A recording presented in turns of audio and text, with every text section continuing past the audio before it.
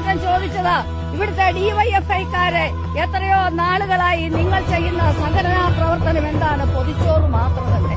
ശരിയാണ്. ഡിവൈഎഫ്ഐയുടെ ചുണക്കുട്ടന്മാർ പൊതിച്ചോറ് എല്ലാ ആശുപത്രികളിലും കൊണ്ടു കൊടുക്കുന്നു. രാഹുൽ വാങ്കൂട്ടത്തിനോടും കോൺഗ്രസുകാരോടും ഞാനൊന്ന് ചോദിക്കുന്നു, നിങ്ങൾക്ക് ഒരു ദിവസം ഈ സംസ്ഥാനത്തെ ആശുപത്രികളിൽ പൊതിച്ചോറ് കൊടുക്കുവാൻ യൂത്ത് കോൺഗ്രസുകാരെ മോളിൽ 5-6 മഹിളാ കോൺഗ്രസ് ഇരിക്കുന്നു. ഞങ്ങൾ അവളുമാരോടും ചോദിക്കുകയാണ്, നിങ്ങൾക്ക് ഒരു ദിവസം ഒരു പൊതി കെട്ടിക്കൊടുക്കുവാൻ കഴിയുമോ? എത്രയോ വർഷമായിട്ട് ഡിവൈഎഫ്ഐയുടെ പ്രവർത്തകർ അവരുടെ സംഘടനാ പ്രവർത്തനത്തിന്റെ ഭാഗമായിട്ട് എല്ലാ ആശുപത്രികളിലും ഓരോ പഞ്ചായത്തുകളിലും ചെന്നിട്ട് ഓരോ വീടുകളിൽ കയറിയിറങ്ങി പൊതികൾ തലേദിവസം ചെന്ന് പറയും, ചേച്ചി ഞങ്ങൾക്ക് 2 പൊതി വേണം, അല്ലെ ഒരു പൊതി വേണം.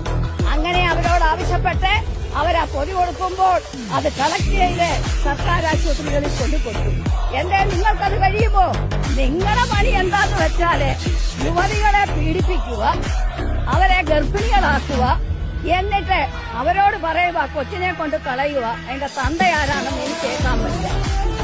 പച്ച മലയാളത്തിൽ പറഞ്ഞത് തന്തയില്ലാത്ത കുഞ്ഞുങ്ങളെ ഉണ്ടാക്കി കൊടുക്കുന്ന ജോലിയാണ് കോൺഗ്രസിന്റെ നേതാക്കന്മാർക്കുള്ളത് എന്ന് ഇപ്പോൾ നമുക്ക് മനസ്സിലായി. അവരുടെ പ്രവർത്തനം അതാണ്.